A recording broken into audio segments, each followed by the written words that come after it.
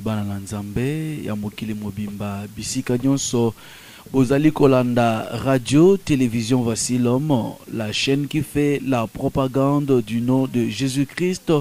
Topesi bino mbote na kombo na Yesu Kristo.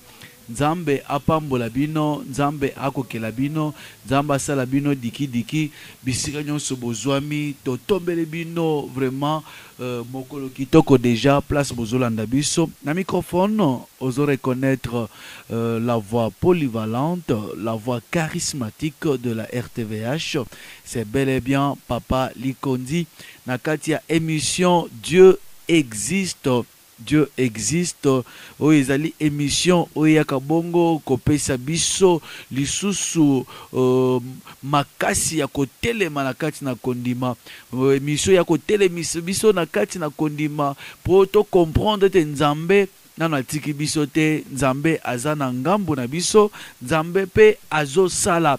Oui, bien-aimé dans le Seigneur, peut-être capter biso pona mbalano ya liboso, ozana hôpital, ozana ndaku, ozana libota, ozana mbetu, osutuki na sena pongi ou bien pongi ezate ben insomnie et pas makambo eleki. Bien-aimé, tu une émission oyo pona kotalisa yo ete Nzambe azalaka. Quelle que soit grandeur ya ba problème na yo, quelle que soit grandeur ya ba difficulté, quelle que soit situation oyo ezozangisa yo pongi, bien-aimé, na yekoye biso ete Nzambe azalaka. Dieu existe.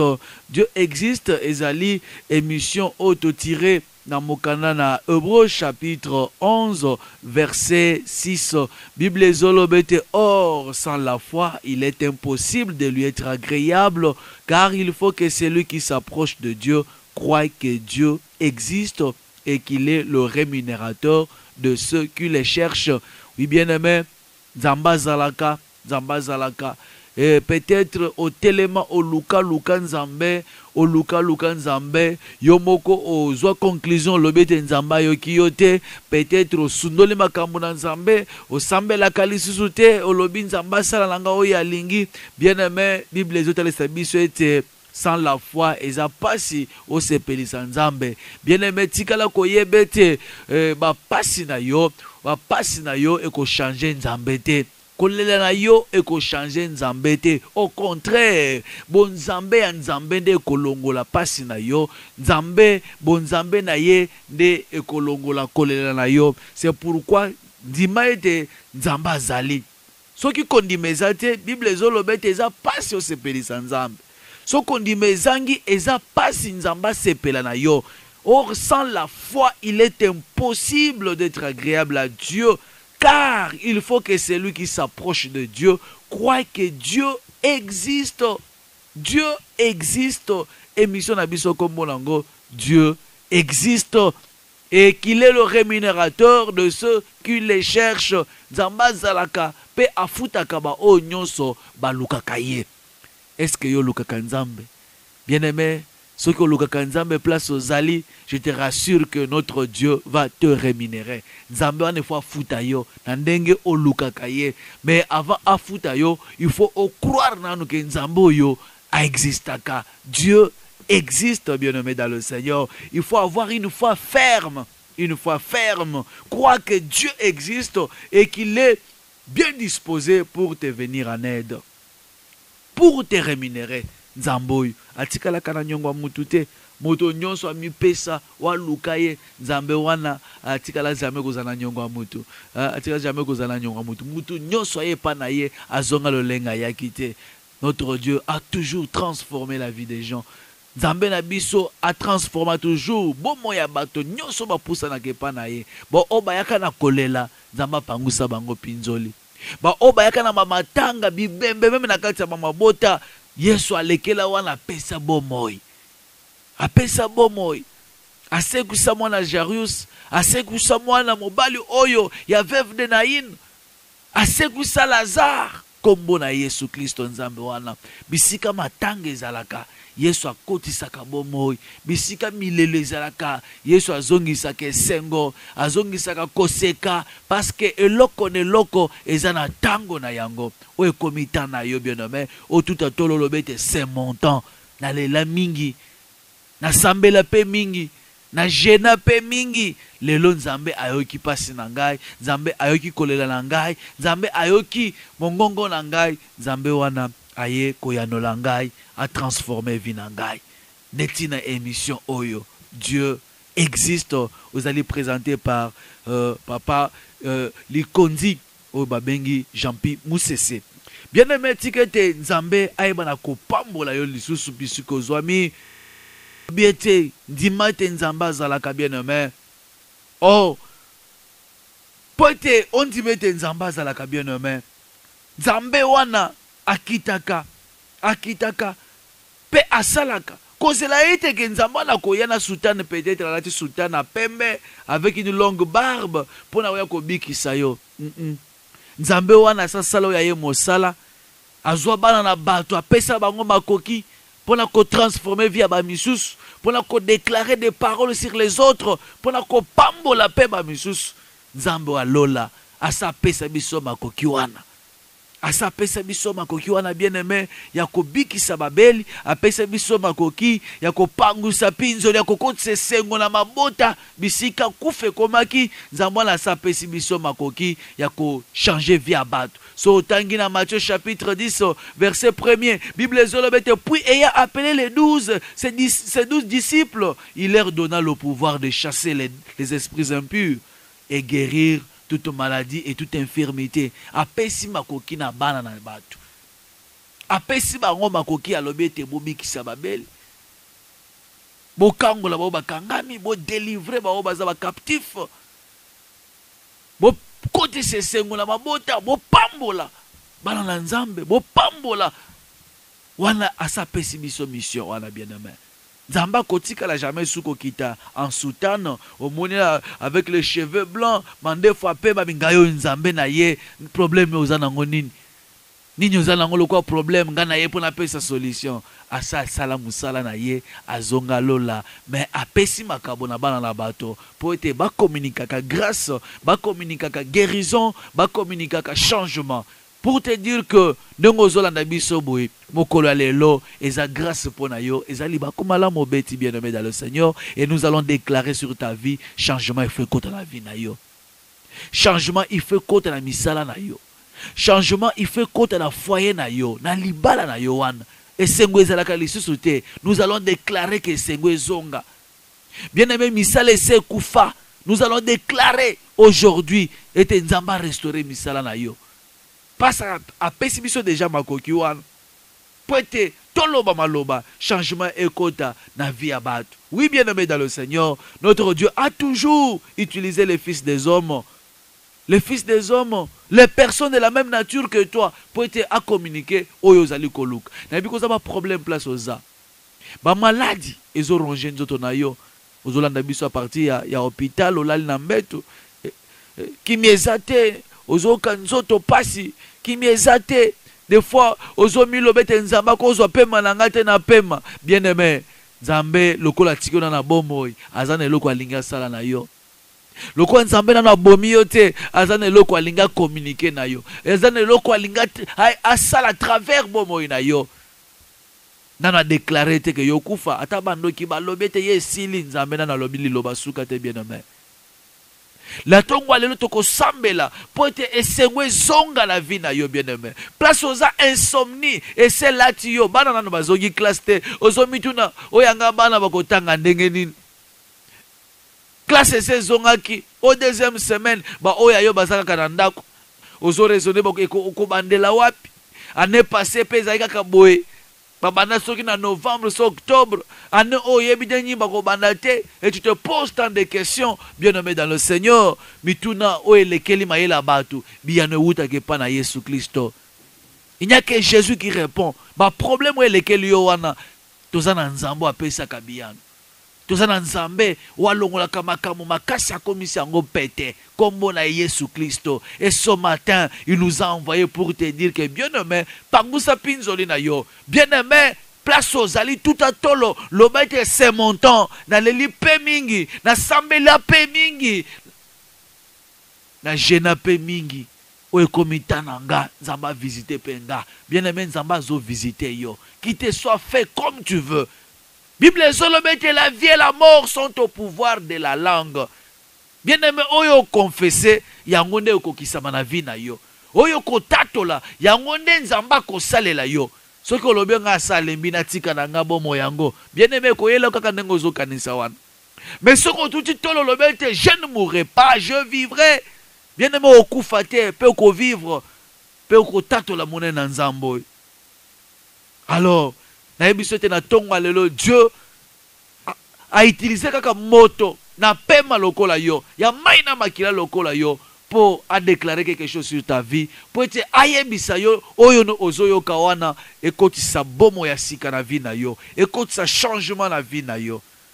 Message na biso alelo, tokozongo na Ézéchiel chapitre 37, tokobengo proclamation de la seconde vie, proclamation ya bomo ya sika. Bomo ya sika, oh peut-être au kanisa ki oso kufi, ben nano kufi te bien aimé. Misale se kufa ki, oyo mi mbongo, okomato mati, okomi na capital a moi ebele, okomprana kande ndengo tika la kamaboko pamba.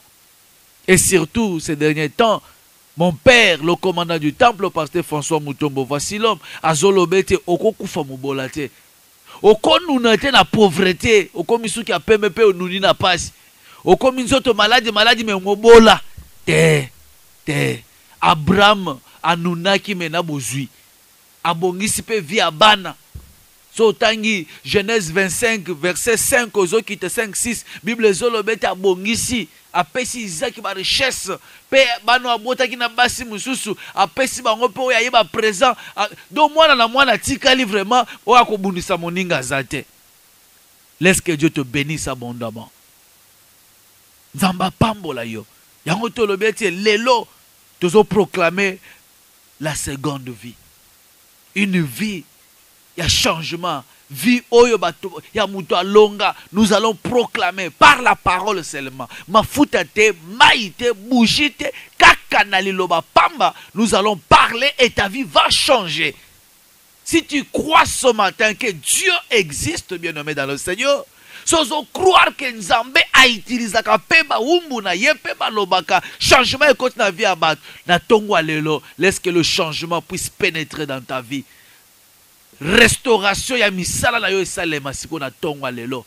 Changement écoute na vie na yo bien-aimé. Quelle que soit grandeur à problème aux ala ki nango ce matin, laisse que mon Dieu puisse te transformer. Laisse que mon Dieu puisse changer ta vie. Laisse que mon Dieu apese sengo na libota. Ata na famille balobete moko simba mbongo te. Maloboto koloba na tongwa lelo. Ezo kotisa mbongo na famille. Na famille na bino mabote ezalaka te. Bobalaka me bobota kate. Kaka na tongwa lelo nous allons déclarer. Et okomema bana. Na famille balobete sengo ezalaka te. Bien-aimés dans le Seigneur, nous allons parler au nom de Jésus-Christ et Seigneur so kote na libota na bino. Nzambazo sisite et toi le mot que zo briller na kati na libota wana e kolongola bino son.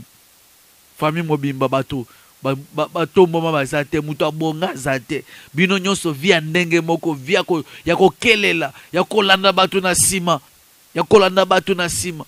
Non, bien-aimés dans le Seigneur, tikete nzambe wana a telema salelo et belé na tongwa lelo. Nzambe na telema a transformé vie na yo na tongwa lelo. Ozala muto ko wonga ta kolanda landa batu na sima te bien-aimé. Que Dieu te bénisse. Ozala pe source ya bénédiction. Oui bien-aimé. Notre Dieu a kosala pe muto comme source ya bénédiction. Azwa Abraham a pambola ye a komisa ye source de bénédiction. Soki bitumbe koti na libota Abraham a telemi a bundi pe a koti si. Bon, somina libota, vous allez vous souvenir, Neba Kangaka Lot, Abraham a télé à défendre Lot. Abraham a télé à défendre moi, Nanaye, Isaac, a mis bala moi, ça malonga. Abraham a bundé là où il y a libota, bien aimé. Et pourquoi pas toi? Tikete Nzambe a commis ça au paix. Source à bénédiction à libota na yo. Nous allons lire, bien aimé, nous sommes dans Ézéchiel, chapitre 37. Tu le mets message nabiso. Ya tongwa lelo to intitulé yango proclamation de la seconde vie. L'autre fois zalaki na vie ya kokufa Vieux qui sont espoir, mais les lotos ont déclaré espoir et zonga na vie na yo. Ézéchiel 37, tobani na premier verset, nous avons développé en lisant, en même temps nous développons et nous avons communiqué par grâce na Nzambe. Bible zoloba, la main de l'Éternel fut sur moi et l'Éternel me transporta en esprit et me déposa dans le milieu d'une vallée remplie d'ossements.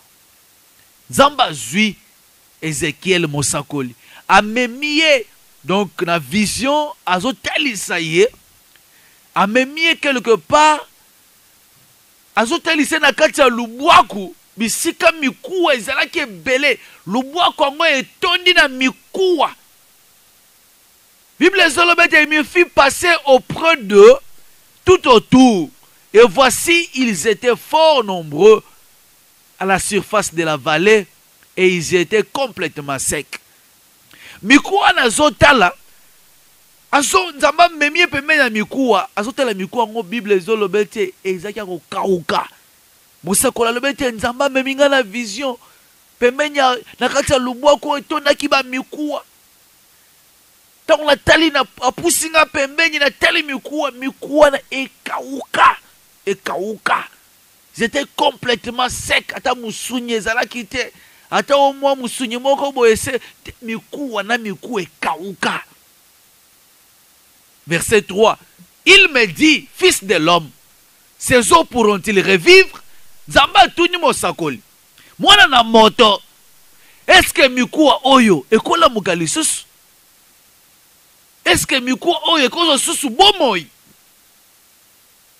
Je répondis, Seigneur éternel, tu le sais. Kolo yomoko oyebi. Il me dit, prophétise sur ces eaux et dis-leur, ossements desséchés, écoutez la parole de l'Éternel. Ainsi parle le Seigneur, l'Éternel à ces eaux. Voici, je vais faire entrer en vous un esprit et vous vivrez. Et là, nous avons un verset. Moko likolo, verset moko likolo. Abi il me dit, fils de l'homme, est-ce que ces eaux pourront-ils revivre? Nzambe pe mituna tuna ka mwana na moto, est-ce que miko ekola muka? Or nzambe ne mto yebaka lobi ya mutu. Nzambe ne ayebaka suka film ndenge ba yanke ba lobaka. Nzambe ne mto ayebi suka film. Mais nzambe azotu na sumo sakoli, est-ce que miko ekola muka? Na bon nzambe na ye, est-ce que ayebi te ke miko ekola muka? Mais azotu na mosakoli, mwana na moto, est-ce que miko ekola muka? Bien aimé, tant qu'on a zomanyola liloba na nzambe place oyo. Selon calcul ya nzambe, selon nzambe, mwana na moto azaki na makoki pe akoloba. Et ça quoi question test azo tester maturité na ye. Est-ce que miko ekola muka? Mais osa mosakoli a prophétisaka alobaka de la part de l'Éternel. Est-ce que miko ekola muka? Won kolo yomoko yebi. Kolo yomoko yebi. Donc mosakola zongi simbale na kana nzambe. Bien aimé, bisika batu na mokili bakoki te. Tikala koyebete nzambe na kokaka. Bisika ngamo sali na nzambe na kokite nzambe na lola akokoka. Bisika pasteur no akoka te, toza na nzambe oya kokaka. Bisika biso batu toza kosuka bien aimé, de bisika nzamba bandi, bisika force ya nzambe bandaka. Bisika maile la biso esuki ya nzambe bandi. Abi Seigneur yomoko yebi. Siko nzamba zo abi oh mwana na moto kati na yo zala makoki ya kosala ete mikuwa elamuka. Prophétise. Loba loba likoya mikuwa. Yebisa mikuwa osement desséché. Écoutez la parole de l'Éternel. Boyoka liloba na nzambe. Bien aimé liloba na nzambe ne change ka vie à mutu. C'est la parole de Dieu qui transforme. Liloba nzambe ne change ka vie à mutu. Est-ce que vie ekokota te na bomo na yo lelo na kati na misala na yo? Est-ce que vie ekozonga te na mariage na yo? Est-ce que vie ekozonga te na onyo sozali ko entreprendre bien aimé dans le Seigneur? Tongwa lelo na yebi que quelque chose va se faire dans ta vie. Alors il prophétise loba maloba. Mikuwa, écoutez la parole de l'Éternel. Ainsi parle le Seigneur, l'Éternel à ses eaux. Voici, je vais faire entrer en vous un esprit et vous vivrez. Nzamba lobi na kokotisa kati na bino molimo pe boko lamuka boko vivre bomoi boko zwa vie ya sika. Et je me demande c'est quoi la vie? Na komitu na motu na vie nini nzamba zolo ba place o ete miku e kozwa sous vie. C'est quoi la vie, bien-aimé? La vie, c'est l'être, c'est le mouvement, c'est la respiration, c'est le fait d'exister. Miku eza uka e boujakate. Et boujakate. Mais nzambo yo azolo bete miku e kolamuke ko vivre. Je me suis posé la question, c'est quoi? Miku eza nini? Vio eza nini? C'est quoi la vie? Oye na kima kimwa mbangu na dictionnaire na kete la c'est que c'est la vie, bien-aimé. Dictionnaire dit quoi azoye bisanga que la vie, c'est l'activité spontanée, propre aux êtres organisés, qui se manifeste par les fonctions de nutrition et de reproduction, auxquelles s'ajoutent chez certains êtres les fonctions des relations, et chez l'homme la raison, donc activité vivante de l'homme. Donc, koningana, mouvement, kozala na mukili, respiration, kotambola, c'est ça la vie. Tolobaka omta komi ebembe parce qu'azo ningana le susute, azo loba le susute, azo salata mouvement mokote akomi ebembe. Osoki nazo loba ne nazo loba bona nazo tambola ne naza la vie, naza la bomoi. Tikete nzambe azongisa vie, bisika kufese kotaki. Nzambe azongisa esengo, bisika esengo se longwaki. Yemoko na Jean 14, 6, azolobete, je suis le chemin, la vérité et la vie. Bien-aimé, bomo yeza Yesu Christo nde bomo. Yesu Christo nde nzela. Yesu Christo nde bo solo. Bomo yeza Yesu. Ozana Yesu kati na yo, ozana bomo. Ozana Yesu kati na yo, makambo nyonso ifo etambola ndenge sengeli. Ozana Yesu kati na yo, même na libala na yo wana bien-aimé, esengo ifo ezala. Soki Yesu aza kati na foyer na bino, esengo ekota. Soki Yesu aza kati na yo, guérison eza obligatoire. Tikete Yesu avanda. Soki Yesu azaki na kati na yo te bien-aimé, na tongo lelo Yesu azwa, azwe sika kati na vi na yo, po ete guérison ekota. Yesu azwe sika kati na libota na yo, po ete harmonie ezonga na kati na foyer na bino. Yesu azwe sika kati na misala na yo, po ete ba perte longwa, okende de succès en succès et de victoire en victoire. La vie, il faut ezonga kati na yo. Ces eaux pourront-ils revivre, bien-aimé? Et je te dis que ce matin, étant qu'un homme de Dieu averti, oui, ces eaux pourront revivre. Bien-aimé, et pour être heureux sur cette terre, il faut avoir Jésus. Il faut recevoir Christ. C'est lui la vie, bien-aimé.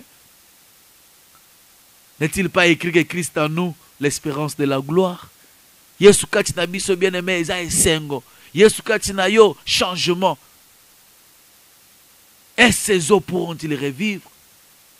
Pourront-ils revivre? Alobina yemo sakoli, parle, prophétise. Ainsi parle le Seigneur l'Éternel à ces eaux. Je vais faire entrer en vous un esprit et vous vivrez.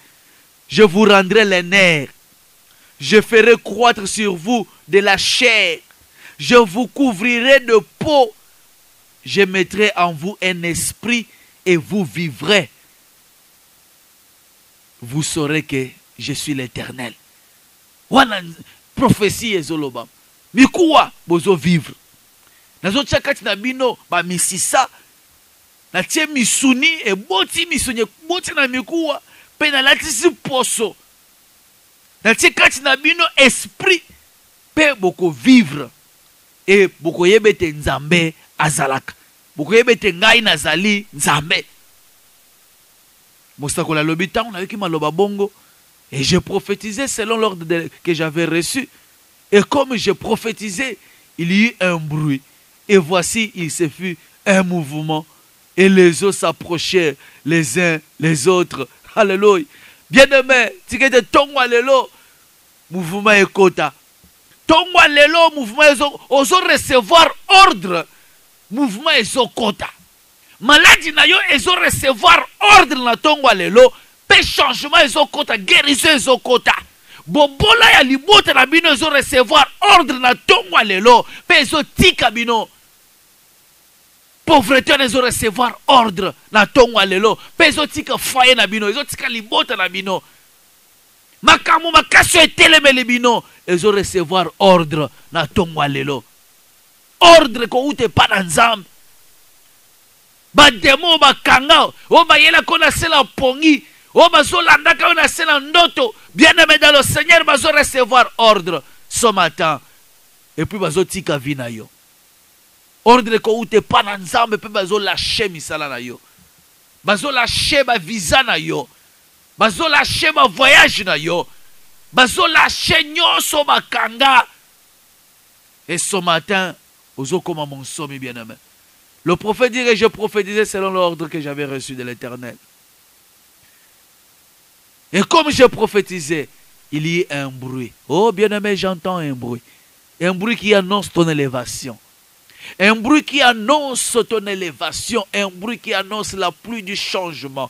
La pluie, il y a ma bénédiction quand tu as libota na bino. J'entends un bruit qui annonce le mariage. Na famille baba la katie, mais moi j'entends un bruit que muto azolandanga. Kaka nengo zolandanga bo bien nommé. J'entends un bruit qui annonce le mariage, qui annonce la joie, qui annonce le changement. Un bruit qui annonce l'élévation dans votre foyer, dans votre famille. J'entends un bruit. Bruit oyekoya eko transformer ma kamonabino. Il y a un bruit et voici, il se fit un mouvement. Oh bien-aimé, tu es mouvement ezonga. Mouvement ezonga. Yozala ki ba kwenda vutuka. Batirki ba chino zonga. Mais le magasin est kanga. Oh laisse que le Dieu que je te prêche ce matin. Azongi sa mouvement. Azongi sa mouvement. Yozala ki source ya bénédiction. Batupe bazoya ozo sunga. Mais lelo okoma boko pambo zangina muto kosunga yo. Pourquoi? Zamba zongi sa mouvement. Mouvement ezonga. Nebisa na tongwa lelo eza proclamation ya seconde vie. Vie akala. Ezala ki deja komemona kacha kufa. Ezo memona ba raisonnement. Ezo memayo na ba AVC, ba risque ba AVC. Mais ce matin, notre Dieu, le Dieu que je te prêche, le Dieu de Pasteur François Mutombo, voici l'homme, a communiqué mouvement katina yo, mouvement ezo zonga, mimbongo ezo zonga, ma commerce ezo zonga, bien aimé yo zala ko louer avion mobimba, avion cargo, tie marchandise aucun intérieur, aucun ko livrer, mais le lot makambo ekoya, pourquoi? Bien aimé na tongwa lelo nous avons reçu l'ordre yako pame la bobola etika vina bino. Soki na famille balobete muto ko bongate, ata aussi mimbongo il faut kufa pauvre bakosi. Et ce matin, nazo telemisa nzambo ya biso, nzambe ya fasilom. Nzambe ya fasilom nazo telemisa ye. Nzambo ya nga nazo telemisa ye na vina yo. Changement ezo kota. Musakola zolobete mouvement ezongi. Pe mikuwe esangani, mikuwe longwe oya kote elonyi. Oh bien aimé, femi rezoluka wapi bassin, femi fe vanda pemenya bassin. Bible ezolobete mikuwe maniko lukana. Oh tibia ngaza la kote ase na landi femi. Oh rotil, bien aimé, tikete onyonso ese panzanaki ezonga. Ezonga bien aimé dans le Seigneur. Mbongwe uta soki wapi ya na libota la yo. Zambaza capable ya kozomo bali wa zana États-Unis amemie ti au aya kutisio na ye pote mariage ya kitoko esalema pote sengwe kote na liboto. Zambaza capable bien aimé dans le Seigneur. Ya kolukata mutu moko na tongo lelo zanga kimia place aza poyo pambo lama. Zambaza capable, si tu na tongwa lelo, akene ko zangisa pongi, PDG na bino, azanga pongi, poete apambola yo, amatisa yo promotion. Zambaza capable. Bible ezolobete miku ebandiko lukana. Miku ezolukana. Après bruit, miku ebandiko s'approcher les uns les autres. Bien aimé, si tu ma pambolo ya yo, ouais c'est éparpillé. Oh les lozo vivre le comme mutu, oh ya pambola mata t'as déjà béni. Nous avons déjà pambola. Si tu es sûr ma pamboli wana et où tu as bipai na bipai et yako sangana et vanda katina yo pour bomo ye kota mouvement ezonga changement ezonga. Li pamboli oyo eza katina yo ba tu peux pas bénéficier na yango. Okoma pe source ya bénédiction. Okoma pe partenaire mounene même émission oh Dieu existe. Oui, c'est possible avec notre Dieu. Les autres s'approchèrent les uns des autres. Et j'ai regardé, et voici, il est revint des nerfs. La chair crue. Et la peau le couvrit par-dessus. Oh, bien-aimé, nous se zongi. Nous se zongi. Kakanena zolo baboy. Tikete santé na yo e zonga. Zoto se kauka ke zangi osoze la kaka liwa bato bazote la kufa lelo akufa lobi oh bien aimé kaka na solo babo tikete guérison et kota na kombo na Yesu cancer banaki déjà ko ronger yo tala maladie zo ronger yo barin oh maladie barin oh AVC oh tokola ka bien aimé to yebaka maladie o te lelo ko ezo uta wapi c'est le diable. Est-ce que kalabato banda ukanisate o poazo kanisa mingi yango abeli AVC ah kalabato banda ukanisate makambo ezalaka te kaka lelo diable azo profiter ko injecter semence ba maladie mabeka tina bana na nzambe tika ete AVC wana kende etika yo au nom puissant de Jésus etika yo stérilité wana etika yo na kombo na Yesu diabète wana etika yo na kombo na Yesu Bémoroïde chronique etika yo na kombo na Yesu. Bible zolobete moseko la zotala zomona banere zongi misunye zongi pe miku elati poso. Mais loko okamwa abi mais il n'y avait point en eux d'esprit. Oh mosakoli mais basi baloba qui prophétise. Tu as le pouvoir. Il me dit prophétise, parle à l'esprit. Prophétise, fils de l'homme. Bien aimé, pour utiliser un fils de l'homme. Pour guérir, pour bénir. Zamba okita lisusu na banzambalate. Akitibo yomono nzamba ye po simba ya pambolo. Non, il va utiliser les fils des hommes. Bato bazana maina makila lokola yo. Babo tami pe parmi vous. Kaka ndenge tozabo, oh, kaka ye.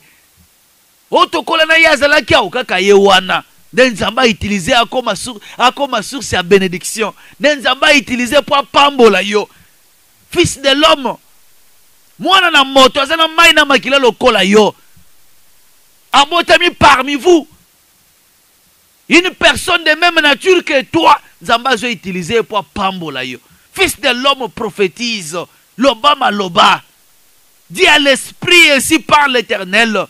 Esprit vient de 4 vents, souffle sur ses morts et qu'il revive. Je prophétisais selon l'ordre qu'il m'avait donné et l'esprit entra en eux et ils reprirent vie et ils s'étèrent sur leurs pieds. C'était une armée nombreuse, très nombreuse. À l'hôpital on a prophétisé souffle zongi na kati pemiku etelemi komi batu. Et comme une forte armée, une armée nombreuse. Bien aimé kakanena zoloba boy, tikete nzamba pambule langa yo. Lelo na zoloba maloba oye transformer bino nyonso bozolanda. Bon comme une forte armée qui va soutenir l'œuvre de Dieu. Tant que toko benga, oh boye bo soutenir, to komi na fête des Juifs, au rassemblement babuki bikeko, boye bo soutenir. Oui, oh comme une forte armée. Zambo wana longo la blocage liboso na bino. Makamu makasi etelemi. Zamba longo la yango na tongwa lelo. Mimbongo ezongela ba voyage zonga.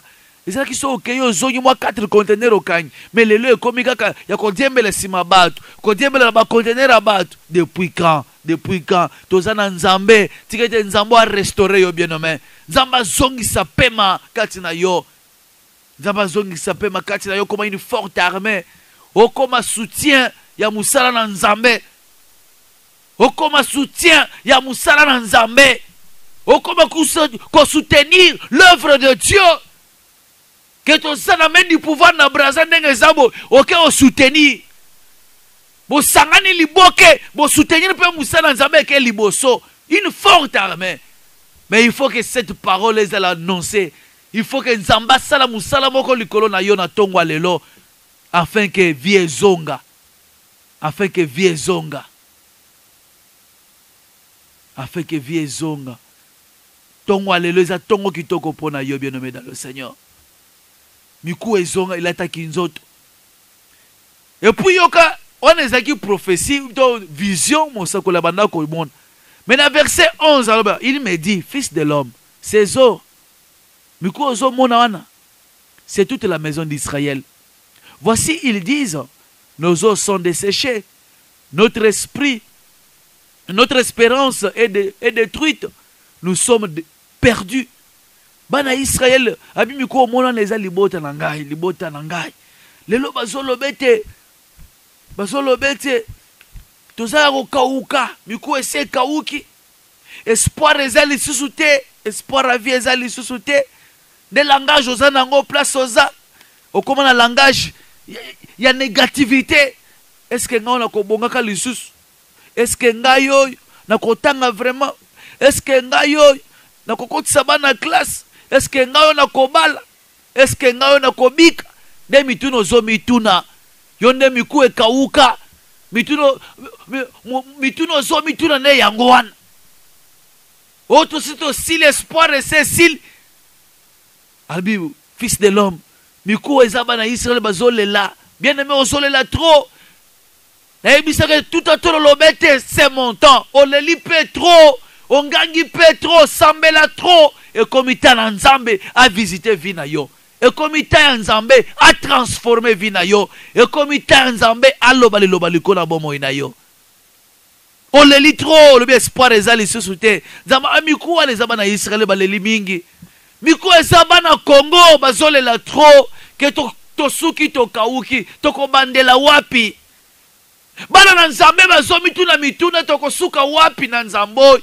Passion eleki. Nanya ko venir biso en aide. Voici, ils disent, nos eaux sont desséchées, notre espérance est détruite, nous sommes perdus. Prophétise donc et dis-leur, ainsi parle le Seigneur, l'Éternel. Voici, j'ouvrirai vos sépulcres, je vous ferai sortir de vos sépulcres. Ô mon peuple, je vous ramènerai dans le pays d'Israël. Et vous saurez que je suis l'Éternel. Lorsque j'ouvrirai vos sépulcres et que je vous ferai sortir de vos sépulcres. Ô mon peuple, je mettrai mon esprit en vous et vous vivrez. Je vous rétablirai dans votre pays et vous saurez que moi l'Éternel, je parlais et agis, dit l'Éternel. Gloire au Seigneur. Soyez à l'anga place aux amis na beti maboko. Oh bien-aimé, soyez à l'anga yo na beti maboko. Nzamba zala bomoy, Nzamba zala bomoy, pe azo sala. Azo lo bete na zo zongi sayo na kati ba droit na yo. Pourquoi ozo là? Pourquoi ozo mitu na ba question e belé bien-aimé? Ozo lo bete espoir et Cécilie. Dieu existe. Nzamba lo bien azo sala et tu sauras qu'il y a un Dieu quelque part. Nzamba zo sala pe ko bete li solo ko témoigner. Oso silaki, bien-aimé espoir et c'est silaki. Ce matin, na lingo zongi c'est espoir. Zongi sa kondi ma place aux a. Est-ce que tu crois que Dieu existe? Bien-aimé, est-ce que ce Dieu la puisse te rémunérer? Zamba zongi sa bomoy. Zamba zongi se sengo. Maladie tika nzoto na yo na kombo na Yesu.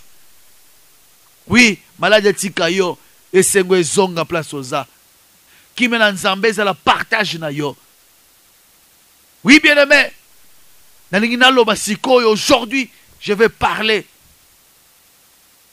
que la vie revienne en toi. Oui, maintenant qu'on tambola te et tambola sikao.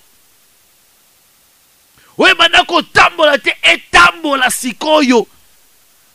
Et c'est là au nom de Jésus-Christ de Nazareth. Koufa o basema latisi yo. Et bembo basema chona tolo na yo wana ezaya yote. Kufa oba siba latisi yo okomika nzoto amuto akufa bien aimé esprit nezo bima na tongwa lelo ya nzambe nezo kota Esprit à bomo, je suis venu proclamer la seconde vie. Je suis venu proclamer la victoire, l'élévation, la restauration. Na tongwa lelo. Nzambe na lola pambola yo. On va passer maintenant à l'action. Tu vas appeler, moi je vais parler.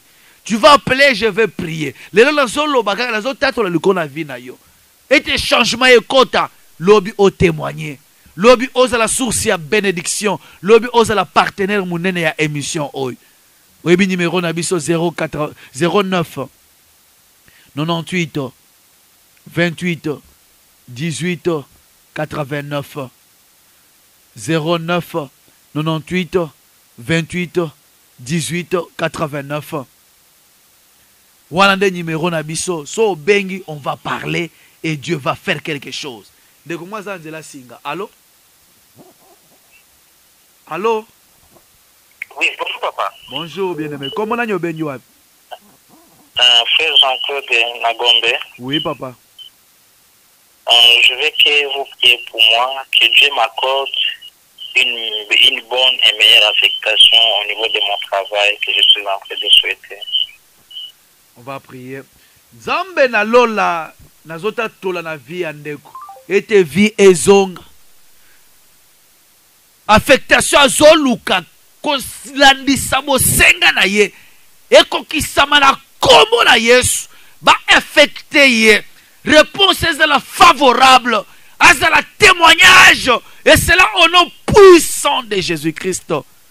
099 828 18 89.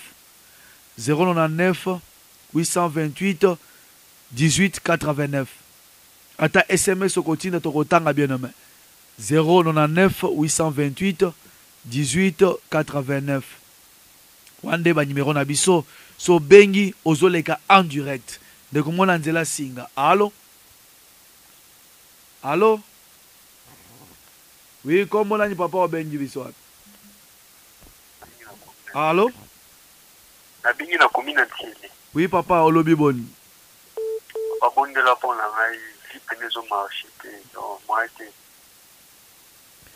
Oyo nyonso bana ko tambola te etambola sika wana kombo na Yesu. Nazo tatola vie à sika. Nazo tatola changement. Et c'est là au nom puissant de Jésus-Christ. Allô? Allô? Oui. Bonjour papa. Bonjour maman, comment on a benyo? Maman Dina. Oui, maman Dina tozo kayo.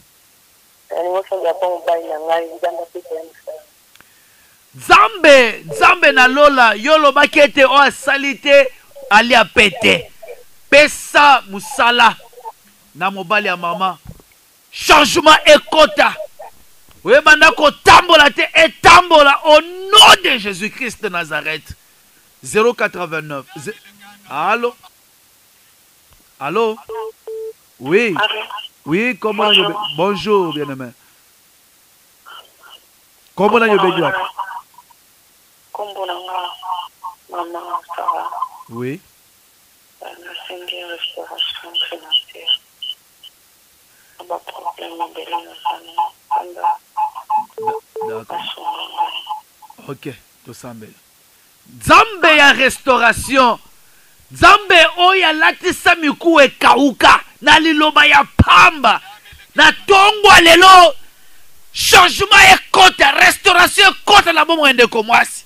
Oye maintenant ko tambola te et tambola au nom puissant de Jésus-Christ. Allô?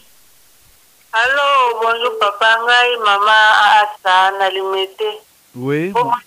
Pondela pour ngai nzaba restaurer mbongo na ngai. A restaurer santé na ngai, pauvreté eza makasi na libota. Freinage limite eza makasi na libota moyete. Nzambe na bino asunga biso.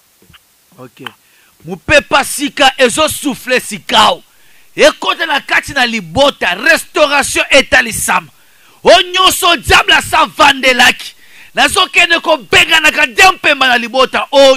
Penazo kote sa vie à sika. Je proclame la seconde vie. Je proclame la vie de changement, la vie de miracle, la vie d'élévation. Et c'est là au nom puissant de Jésus-Christ. Allô? Allô, amen. Ok, allô? 099 828 18 89. Allô? Allô? Allô, bonjour. Bonjour. Papa de congé na benyo na mbinga uzone. Comment on a payé? Oui, papa. Maladie anthroise, je suis dans la genou na mukongo mikwe elia minga pe pauvreté vraiment na kangama eloko moko ezovance na bien na te. Ondela pona nzamba disanga pe kwa Nzambe na lola, Nzambe oyo asalaka makambo elekelaka bato. Nzambe a guérison miracle eza yo. Nzambe oyo asalaka opération sans cicatrice yonde nazo telemisa. Changement ekota na vie ndeko. Guérison ekota. J'impose une guérison instantanée. Kaka ndenge nazoloba maladie oyo nazana posa koyeba kombo na yote. Kanga bisaka na yo libère au nom puissant de Jésus. Je communique le changement, la guérison miracle et les témoignages sans suivre au nom puissant de Jésus-Christ. Allô? Papa. Oui, allô? Nalobiki papa. Ondelanga pona makambo ezokomela kaya minene nene zanga nzanze sunganga ta. Nzambe na lola, Nzambe oyo apesaka kimia eza yo. Bible ezoloba ete opesaka kimia oyo mokili kopesa te. Nzambe tikete kimia ekota na bomo ya ndeko. Makambo makasi etika vi na ye. Etika entourage libota na ye. Et c'est là au nom puissant de Jésus. Changement ekota bo senga na ye ko kisama. Yoloba ki bo senge ko pesa melabino. Tikete oya senge ko kisama. Et c'est là au nom puissant de Jésus. Allô? Allô? Oui, allô, ndeko komona nyobenyo. Ola, ndeko akei. Toyami ndeko mususu. Allô? 099 828 18 89. 099 828 18 89. Allô? On vers la fin, déjà. Dans moins de 10 minutes, on va nous quitter. Allô? Allô? Allô, maman? Papa ou maman? Allô? Le maman Makasi, s'il vous plaît.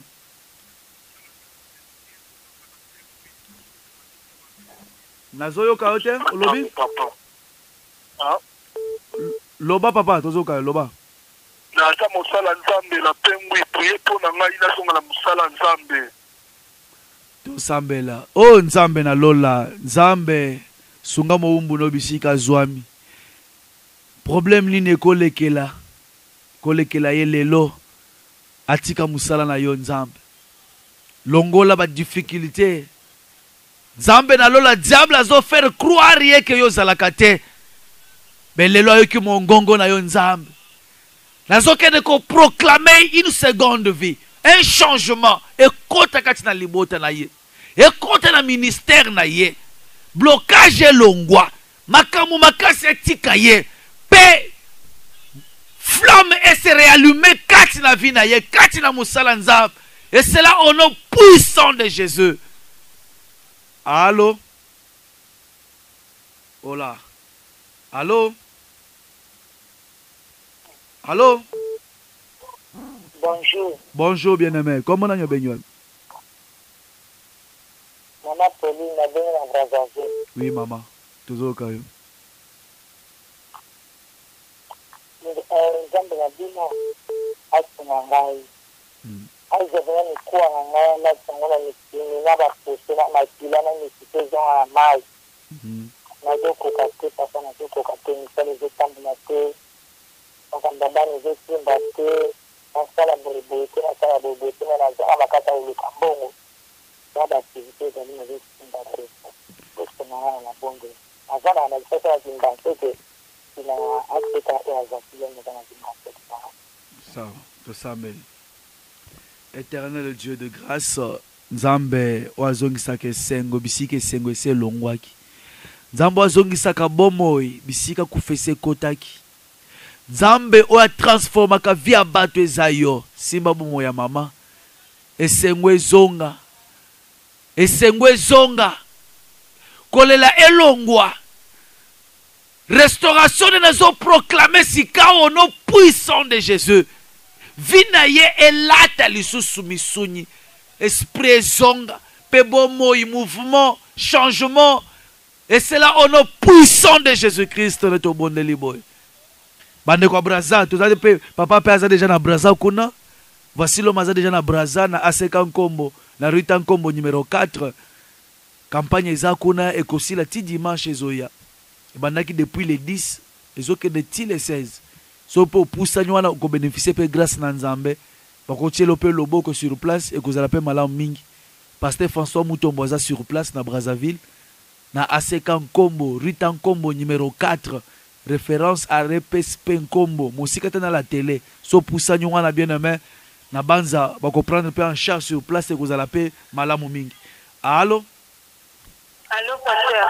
Oui, diminue volume à radio na yo maman. Bonjour. Bonjour, diminue volume à radio bio ke mwa musika.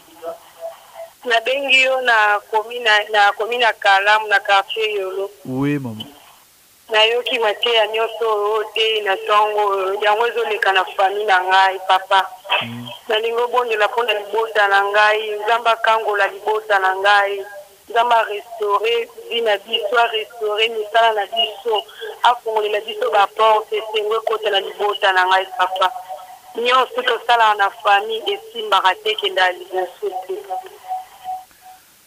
Tosambeli nazo proclamer changement na kati ya libota oyo.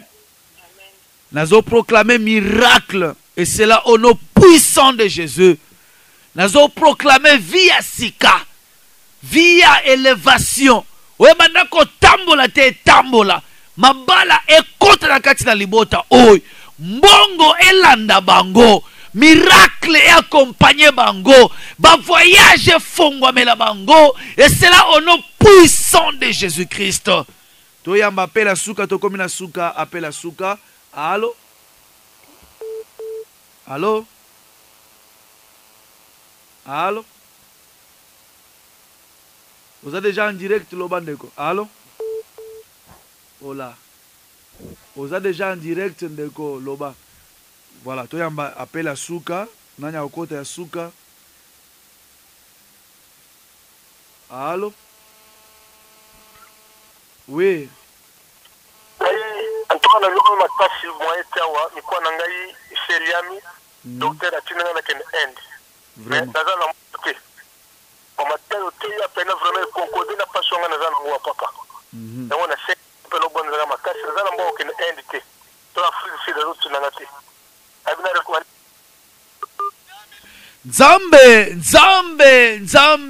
Nzambe a miracle Yesu Kristo osekusa bibembe se lumbi solo Lazara sa lumbi solo na lilito loba obeli loba moko pe Lazara zongela bomo de kwa za na mbongo okende ende te aza na mbongo okende Afrique du Sud te kolo tanda loboko etantamé la main de guérison.